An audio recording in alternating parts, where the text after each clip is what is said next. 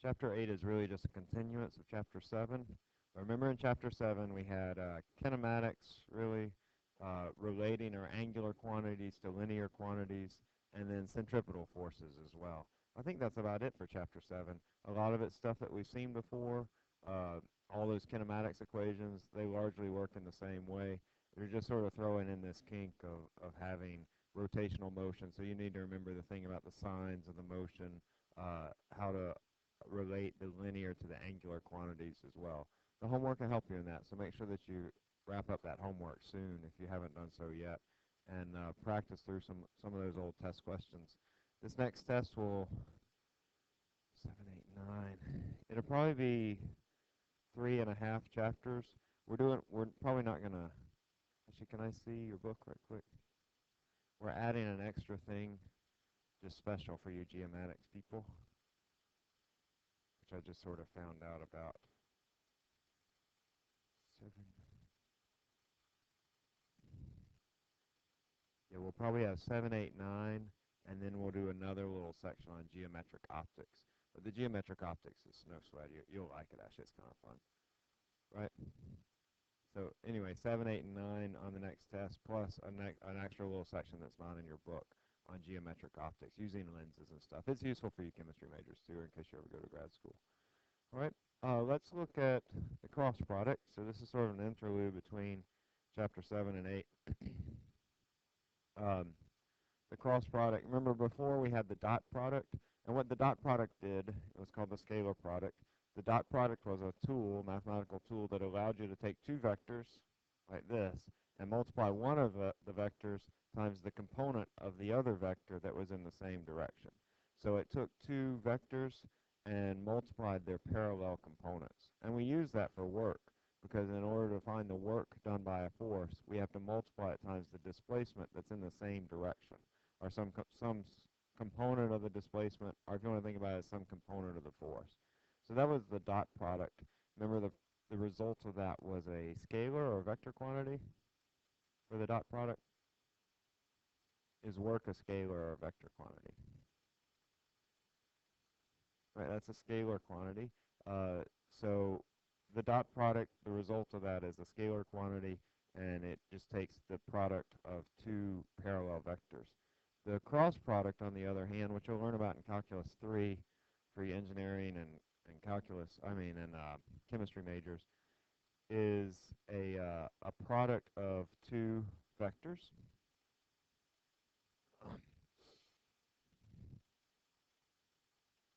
Let me find my notes. It's the product of two vectors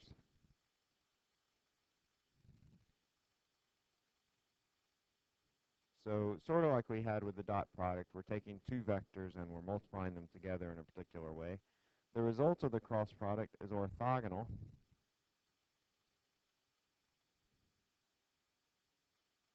to both of the vectors. Orthogonal is just sort of a fancy way of saying that it's perpendicular. So when I think about our coordinate system, right, if this is my x-axis and this is my y-axis, an axis that's orthogonal to both the x and the y-axis is the z-axis. So these axes are all orthogonal to one another. If I think about this as my x, y, z coordinate system, they're orthogonal to one another. They're all at an angle of 90 degrees to one another. So you have 90 degrees here, 90 degrees here, and 90 degrees between these two axes. So orthogonal, it just means that at an angle of 90 degrees, the magnitude of the cross product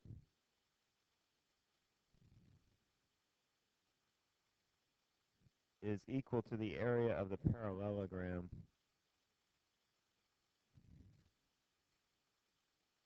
which is bordered by the two vectors. You're not really going, when you're actually doing cross products, you're not going to think about, gosh, what is the parallelogram? But this just sort of to show you where this cross product comes from, or sort of think about it conceptually. So here I have a vector A and a vector B. Right now, A and B aren't orthogonal to one another, but notice that the cross product, A cross B, which is up here, that it is orthogonal to A, and it is also orthogonal to B. Right, so the result of your cross product is always going to be at an angle of 90 degrees to both of the vectors A and B. Right, so we'll see that when we're looking at torque. Torque will be perpendicular to both the force that's applied and the moment arm that's being applied, which is where we're going to use this. I haven't mentioned this, but let me just go ahead and say, I think sort of mention an aside, but the result of a cross product is a vector quantity.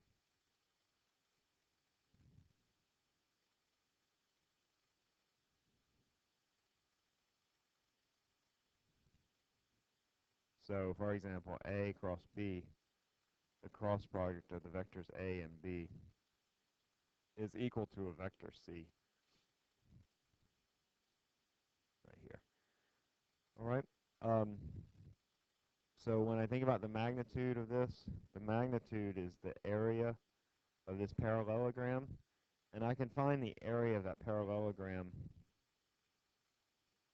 Looks like this is a parallelogram, and if I want to know the area of that, it's going to be the base times the height, and that base times height is just BA sine theta.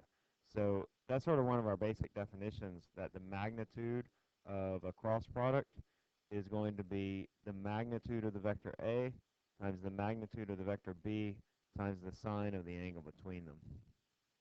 If you remember with the dot product, A dot B, this was equal to the magnitude of A dot B, rather, was equal to AB cosine theta. Actually, it's not really correct for me to say the magnitude. Why is it not correct for me to say the magnitude of A dot B?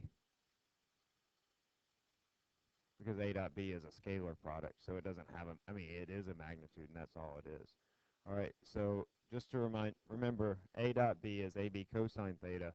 On the other hand, A cross B, the magnitude of the cross product of the vectors A and B is going to be AB sine theta. And it goes back to this whole idea that it's the area of the parallelogram that's in between it. We'll have several applications. We'll use the cross product when we're calculating torques, because we'll see that when we're calculating torques, we'll want to multiply one vector times another vector that's perpendicular to that vector. You're probably a little bit familiar with torques. A lot of you are in the lab, and so you've seen torques. But the basic idea of a torque is that it's a force multiplied times a moment arm, which is some distance from the axis of rotation. So if you think about, if I'm applying a torque to this door, and I apply a torque in this direction, at that vector that's perpendicular to the moment arm, right? Because the moment arm is the width of this door. If I apply a vector that's not perpendicular to the moment arm, what's it going to do to the door? Will it provide a torque? If I provide a force that is in the same direction as the moment arm, what would that look like for the door? No, it wouldn't open the door, right? That would be, you might not be able to see me, but it would be like applying a force in this direction, and that doesn't cause you to change the torque of the door at all. Y'all follow what I'm saying? I know y'all didn't see that, but anyway, we'll come back to that in just a bit. So with torque, we'll want to take the product of two vectors that are perpendicular to one another, and that's where the cross product comes in. It's just a tool that allows us to do so. You seen cross products at all? It's Calc 3, I think. No, you haven't seen dot products, probably not cross products. Okay, so doing this is a little bit more complicated than we had with dot products.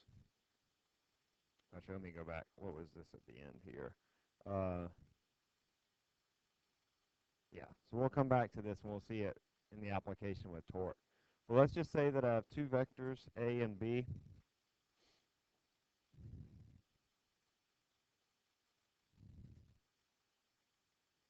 Let's see, I'm going to give them some numbers.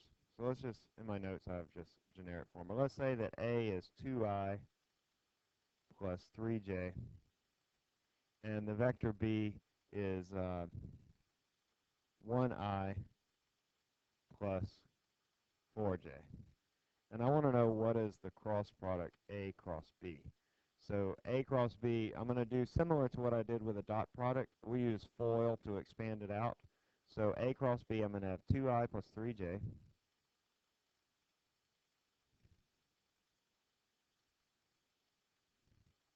Crossed with 1I plus 4j.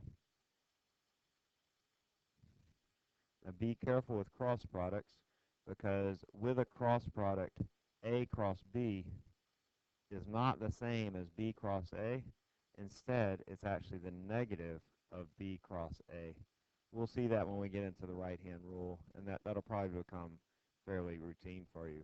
But when the point is that when you're calculating the cross product, make sure that you get the two vectors in the right order, that you have vector A first and vector B second, or if it's B cross A, then the opposite. Just make sure that you write it as it is. Now we use FOIL to expand the product.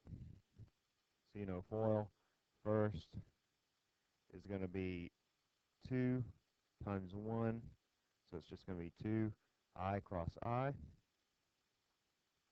plus outer is going to be 2 times 4, that's 8 I cross j.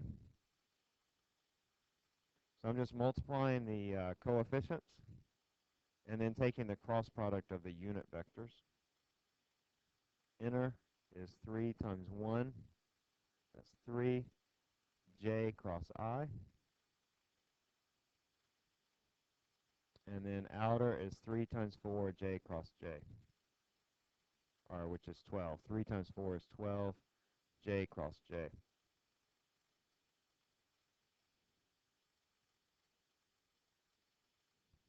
Now remember that the magnitude of our cross product, A cross B, is equal to the magnitude of A, magnitude of B, times the sine of the angle between them.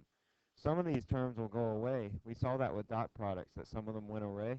Right? With dot products, I dot j, I dot k, k dot j, all those were equal to 0. With our cross product, which of these go away? I cross I cross j cross I, or j cross j? Which of those terms will go away based on this definition?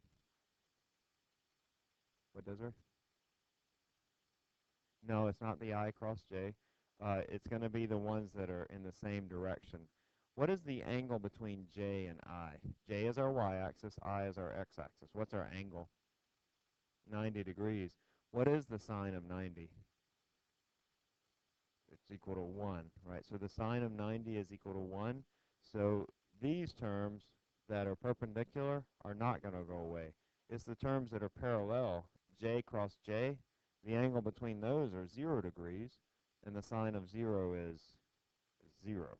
So unlike the dot product, with the dot product, if we had perpendicular vectors, then those terms are 0. With the cross product, when we have perpendicular vectors, those are not 0. So our I cross I term and our j cross j terms just go away. These are 0, and these are 0. So I'm left with A cross B is 8 times I cross j plus 3 j cross I. Now I need to know what is I cross j and what is j cross I. Let's see what I have on the next page. We're going to use the right-hand rule in order to find this. There are several sort of manifestations of the right-hand rule. I'll show you a couple different ways. And listen, when you go into Calc 3, you'll find a slightly different way of determining the directions of these cross products. You'll use like a matrix method. And if you know that, that's fine. You can use that. But I'm going to teach you the right-hand rule because we'll use it a lot next semester when we're dealing with magnetic fields. So we're going to do it this way, which might be a little bit different than what you learn in Calc 3. But either way is correct. And if you know the way that they do it in Calc 3, where they set up the vectors in a matrix form, then you can do that. But I like doing it this way. And you'll need it anyway for next semester, the right-hand rule. So with the right-hand rule, you let the fingers of your right hand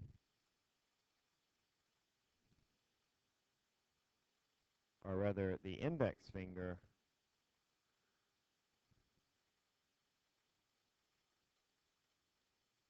the index finger of your right hand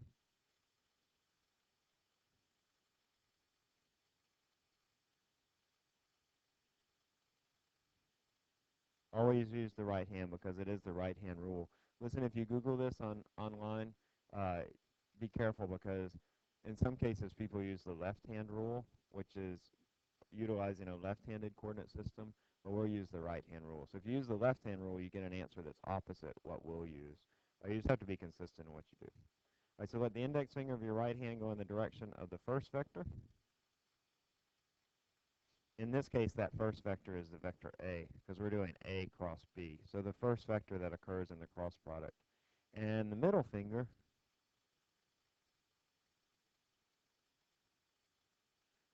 go in the direction of the second vector. And in this case, that's going to be B, because we're doing A cross B. And then the thumb of your right hand gives the direction of the cross product.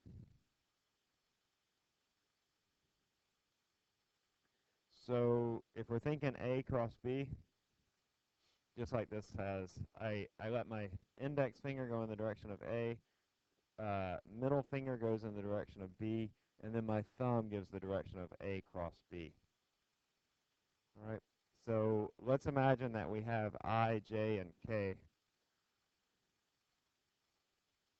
Oh, another way of doing this, by the way, and I actually kind of prefer this way, is let all of your fingers go in the direction of A, and then they fold towards B, and then your thumb gives the direction. Either way, students sort of like both, I think. A, B, thumb gives the direction, or let the fingers go in the direction of A, fold towards B, which in this case is sort of out of the page, and then your thumb gives the direction of the cross product. Okay? It'll become intuitive to you eventually, but it's sort of a little strange at first. Fortunately, we're not going to see it a whole lot this semester, but next semester we'll see the right-hand rule a lot. All right, so let's think about I cross I, which you've already said is 0, and J cross J, which is also 0. Remember, that comes about because we have I, the magnitude of I, times the sine of the angle between them, which is 0 degrees, so that's equal to 0, because the sine of 0 is 0. However, if I think about I cross J, here's my coordinate system. This is I, this is J, this is K. I want to know what is I cross J, and I want to know what is J cross I. All right, so what is I cross J? What is the product, the cross product I cross J? First of all, I know that the result of a cross product is always what to the vectors?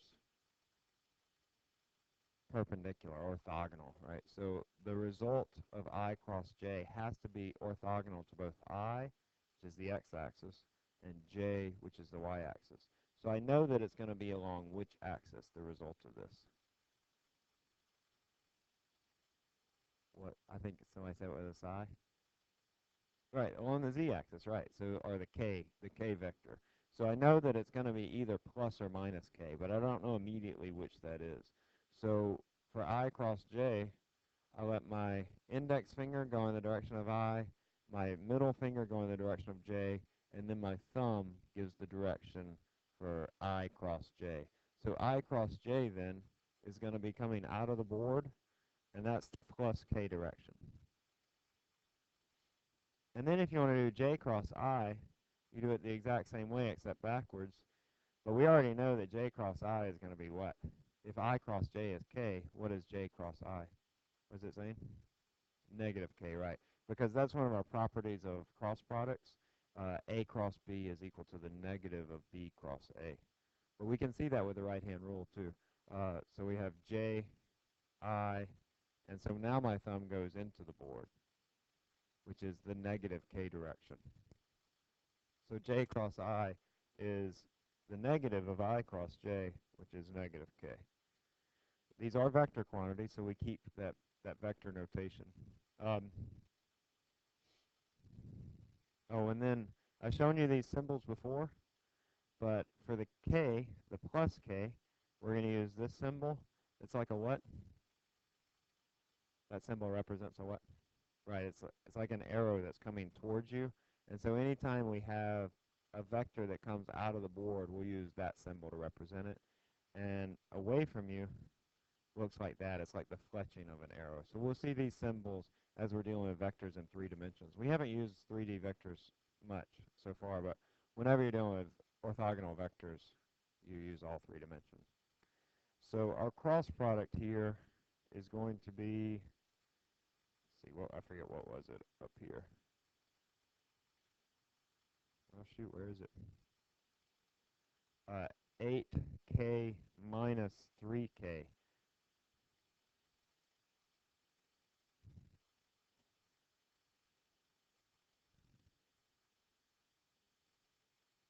And since, you have 8 in the positive k direction, 3 in the negative k direction, we can add these up because they're along the same axis. So that's just going to be 5k.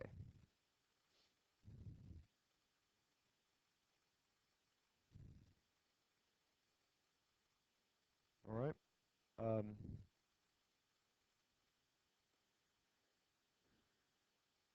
Don't worry about that last sentence. I had actually worked it out, leaving some variables, so let's not worry about that right now. That's not relevant for this. Okay. You will have a cross product on the next test where you have, we'll do some more examples because we'll apply it to torques where you have to find the torque due to a certain force. So make sure that you're able to calculate a cross product given 2 vectors in vector notation. Okay. We'll see some more. You'll have some in your homework too. Okay, let's move on to torque. Let's start this right here. You want to do another cross product just for practice? No? We'll do some in just a bit. Okay, so move on into torques. First of all, what is a torque? Most of you have had the lab. How do I create a torque? Or what do you think of when you think of a torque? I always think of a torque wrench. Right? I think of a torque wrench? Yeah, so a torque wrench allows you to provide a particular amount of torque. It measures the torque that you apply to a nut or bolt. And it's a measure of not just the force that you apply, but also the the length of your moment arm. So the length of your wrench. What do we measure? You ever seen a torque wrench? You have, Desiree, I guess. But have anybody else seen a torque wrench? When you look at a torque wrench, how does it measure the torque? What are the units of your torque? Foot-pounds, right. Foot-pounds, or sometimes if it's in the metric system, it'll be in Newton meters. So a torque is the product, the cross product actually, of a force and a moment arm. And the moment arm is just a fancy way of saying the distance from the axis of rotation to where your force is applied. Torques will cause angular motion. We're going to sort of use torques akin to forces. So as before, when we had, we sort of been making this translation in from linear systems to angular systems. Before, where we had forces, now we're going to have torques. So you can think of a torque as like an angular force. So anytime you have a rotating system, it's useful to describe the torques, because if you have this accelerating, rotating system, then we'll see that it requires a torque to accelerate that system. We'll see that in this chapter, and we'll deal with it. Newton's second law will also extend to rotational systems, or rotational motion.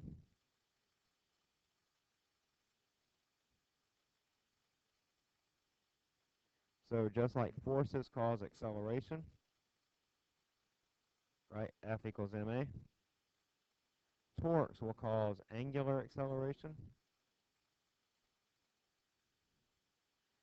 This is our angular acceleration is alpha.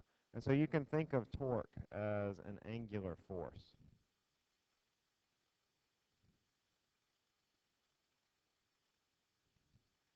So far we've been making this transition, x to theta, v to omega, a to alpha.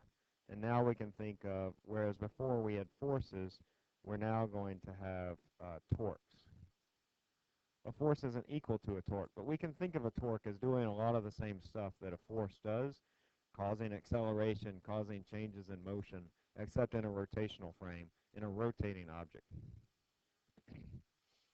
Our torque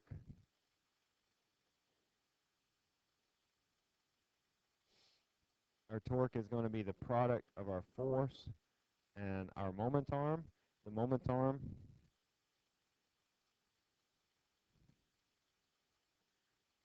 This is r. It is the vector from the axis of rotation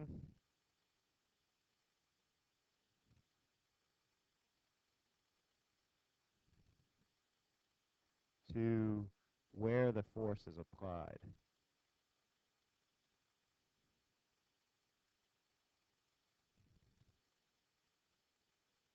And it says it's drawn here. We'll try to shy away from calling r the radius because it's not really a radius. Uh, it depends on what you think of as a radius, but it's not really a radius. It's the distance from the axis of rotation to where the force is applied. We will see radius later when we're talking about moment of inertia. But right now, moment arm is just this vector r.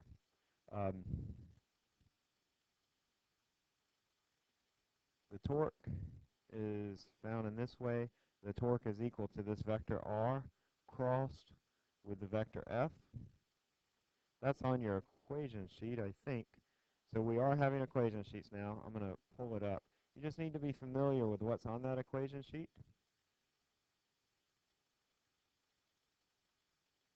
So we had it for chapter 5 and 6, 7, and yeah, here we have 8. It actually doesn't have the cross product, but it has the definition of that cross product. So our torque is equal to r cross f, or rf sine theta, or I have it here, fr sine theta. Okay, the magnitude of the torque is r times f times sine theta. I'll try to fix this equation sheet. It's not incorrect the way that it's written. Right, this is an incorrect fr sine theta. I'll try to remember to fix it. Like I said, it's not incorrect because these are magnitudes of vectors, but remember that the torque is actually r cross f, not f cross r. If you do f cross r, you'll get a negative of what the actual value is.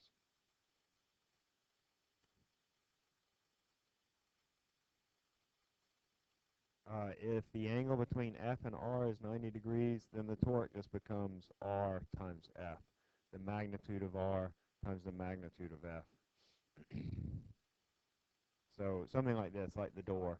If you want, actually, when you have that angle of 90 degrees, that gives you maximum torque when that angle is 90 degrees, because notice if I were to have a vector f that instead was at some angle to r, some angle theta, then only a component of this force would cause a torque.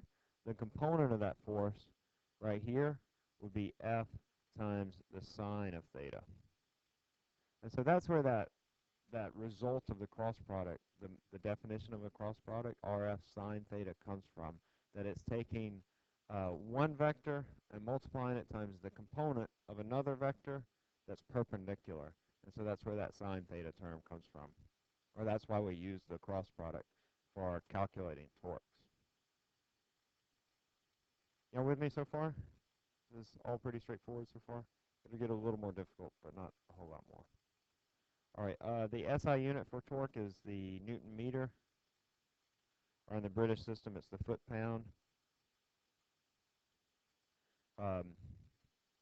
Remember, this is similar to what we had for work.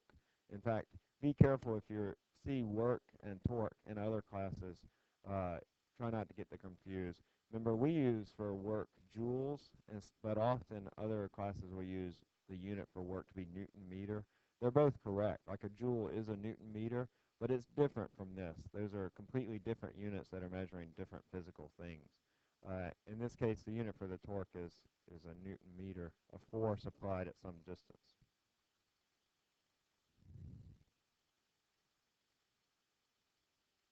Just like we had in rotational motion, clockwise torques are negative, and counterclockwise torques are positive.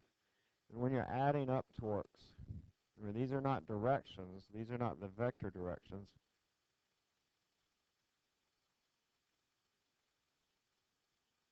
But we'll use the signs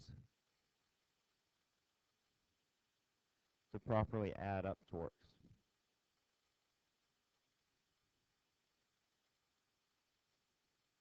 To properly do a sum of all the torques. So if I have one torque that's in the clockwise direction, I'm going to give that a negative value.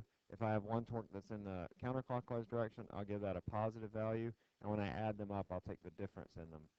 The first torque negative plus the second torque, which would be positive. Let's try this little quick test. So on this one, you need to, I have this bar that's rotating about the point C.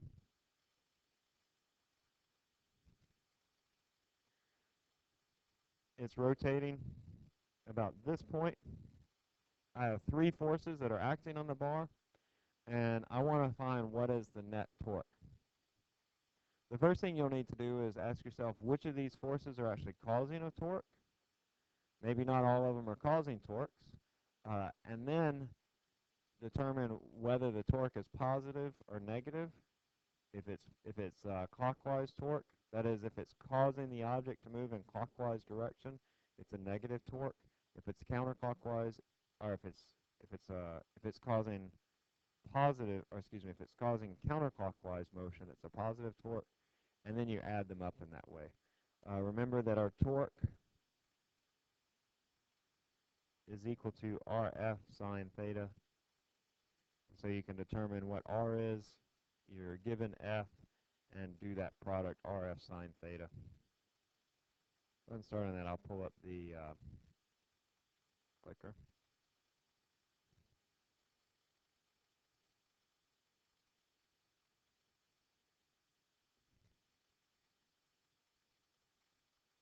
We'll just do a couple of these, and I'll hand back your exams.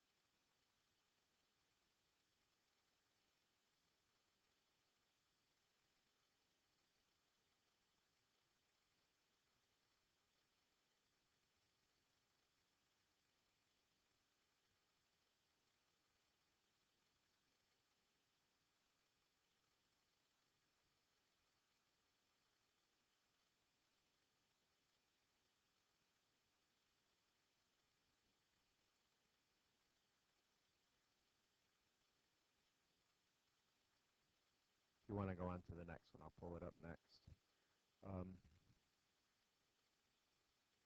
Do about 15 more seconds, maybe 20. I'll go to 215, 215. About 5 more seconds. Just guess if you're not sure. Stopping at 215.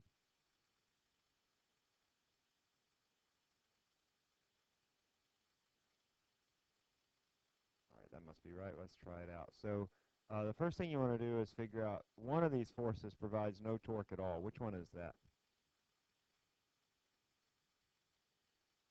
What does it say? Right, the middle one. And with the middle one, it provides no torque at all because it's like going up to a door and trying to open it by pushing right here. At the hinge, that doesn't provide any torque. It doesn't cause any angular motion because the moment arm, the distance between where the force is applied to the axis of rotation is equal to 0. So C, the force at part C, provides no torque at all. So here torque is equal to 0.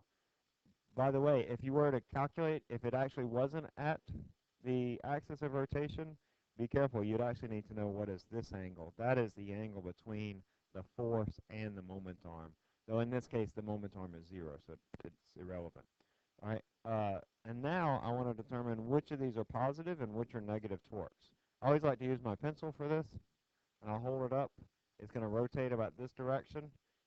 This force causes it to move in this direction. And what type of torque is that, or what type of motion, clockwise or counterclockwise? Right, that's counterclockwise, so this is a counterclockwise torque, which is going to be positive.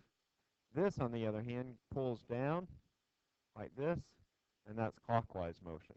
So this will be a negative torque. So I have a positive torque on the left, a negative torque on the right. And then I determine the magnitude of each of those. So I'll call this torque 1, call this torque 2. Torque 1 minus torque 2, that's going to be 25 times the distance from where the force is applied to the axis of rotation, that's 2 meters, times the sine of 45, minus 20 newtons, times 2 meters. That's this distance, right? I know this is 4 meters. If this is 2 meters, then this is also 2 meters, times the sine of 20. And that's equal to, let's say it's 22. Is that right? Yeah, so it's 22 Newton meters. It comes out positive, so I know that it's counterclockwise. If it came out negative, we would say that it's clockwise. But C is the right answer there. You have to figure out which forces are actually causing torques, what are the signs of the torques, and then properly determine the magnitude of those torques and just add them up, giving the right positive or negative values. So this would be a problem finding the net torque. We'll see that when we begin to apply Newton's second law, that we'll have a body in motion, and it'll have a bunch of different forces acting upon it, and we'll have to figure out the torque that's being caused by each of those forces, and then those torques will all add up to give us our angular acceleration. So similar to what we had in Chapter 4. So this chapter, I don't think this chapter is nearly as difficult as Chapter 4. Next chapter is sort of on par with Chapter 4. All right, let's try this problem. I have a 5-meter long board, 4 meters from the pivot. Chad stands. He has a mass of 75 kilograms.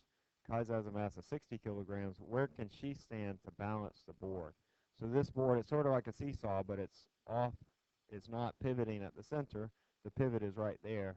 Where can Kaisa, who has a mass of 60 kilograms, stand to balance the board?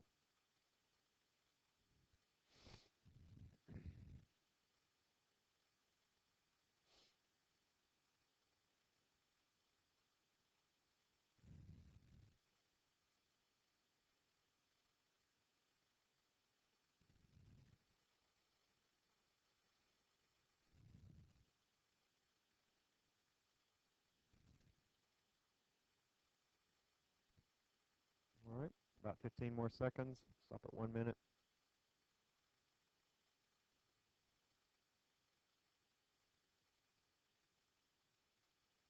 5 seconds.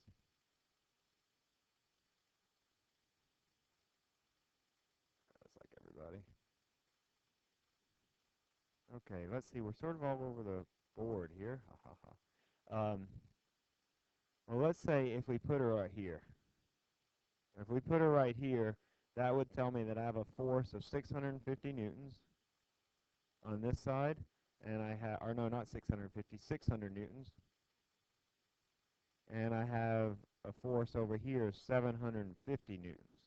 So on this side, I would have a torque of 600 Newton meters, and over here, I would have 4 times 750, what is that? Whatever that is, a lot more than 600 Newton meters. So in this case, the torques don't add up to equal 0. See, in order for this to be in stability or be in equilibrium, the sum of the torques has to equal 0. And in that case, for option A, the sum of the torques is not equal to 0.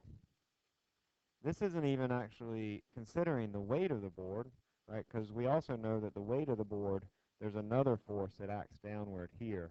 That's not terribly important for this question, but it will be for the questions to come up. All right, so A is definitely not the right answer. That's not going to balance it. Right, y'all ever go on a seesaw with a little kid? Right, so a similar thing, if I have a big person and a little person on a seesaw, the big person needs to get it really close to the fulcrum in order to balance it, to cause the torques to balance. And this would be the opposite of it, right? The big person is far away from the fulcrum, and the little person is close to the fulcrum. That doesn't balance your seesaw. So the answer to this one is actually D, that it's impossible for her to balance this system as it is. Uh, you would actually have to switch them. So the big person on the left, the little person on the right. All right. Let's do this one. Okay, this one will just take a couple minutes. We're going to see problems a lot more complicated than this in Chapter 8, which will be part of your take-home. But this is sort of a beginning of a statics problem. And in a statics problem, we've already seen for statics that the sum of the forces have to equal 0. But we also know for a statics problem, like the previous one, that the sum of the torques have to equal 0. Listen, you engineering majors, you have a whole course on this, your statics course, which are just exploring these conditions for equilibrium. These are the conditions for a system to be static, or to be in equilibrium, or to not be moving. That the forces have to all add up to equal 0, and the torques have to add up to equal 0. So if I have this system, I have this object, this board, this plank that's rotating about this axis, and I want to know what is the length x. Then I ask, what is the sum of the torques? Well, this is torque 1. This is torque 2. Torque 1 is causing counterclockwise motion, so it's positive. Torque 2 is causing clockwise motion, so it's negative. So the sum of the torques is torque 1 minus torque 2, and that has to equal 0. Torque 1 is Fw1 times 2 meters minus torque 2, which is Fw2 times x. That has to equal 0. Says the man has a mass of 100 kilograms and the lady has a mass of 50 kilograms. So Fw1 then would be 500 newtons times 2 minus 1,000 newtons. I'm just doing m times g here, times x equals to 0. And then if I solve this for x, I get that x is equal to 1 meter. That probably makes intuitive sense to you, that if I have a person that's twice as big over here, they have to be at a distance that's half of the distance over here. Make sort of intuitive sense to you? That was what the whole torques thing with the meter stick was all about. And then if I want to know the mass of the plank, if I want to know the normal force N, then I say the sum of the forces has to equal 0. And in this case, I have several forces that are at work. I have the normal force, which is up, minus Fw1, minus Fw2, minus the weight of the plank. And so my normal force will equal to the sum of Fw1 plus Fw2 plus the force weight of the plank, which turns out to be, let's see, 1,500, and the plank is 10 kilograms, so it's going to be, what is that, 500 plus 1,000 plus the weight of the plank, which is 10 times 10, or 100 newtons, so it's going to be 1,600 newtons. So we can apply both of those conditions of equilibrium. The sum of the torques equals 0, and the sum of the forces equals 0. We'll see that again in Chapter 8. All right, well, they get a bit more complicated in this. This one is sort of the simplest that you could encounter. But you'll see they get a bit more complicated. And we'll work those next week, probably beginning on Wednesday or so. Okay, folks. Next time we're going to get into moments of inertia, and we'll do some volume integrals. So if you haven't had Calc 3, make sure that you come next time. It'll be very important that you see those volume integrals because you'll see it on the exam. I'm going to hand back your test now.